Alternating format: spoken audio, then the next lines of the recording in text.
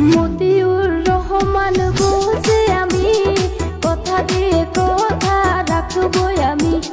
হরিশ্চন্দ্রপুর আমার জন্মভূমি, গরিবের উন্নয়ন করব আমি। মতিউর রহমান বলছি আমি, কথা দিয়ে কথা রাখবই আমি।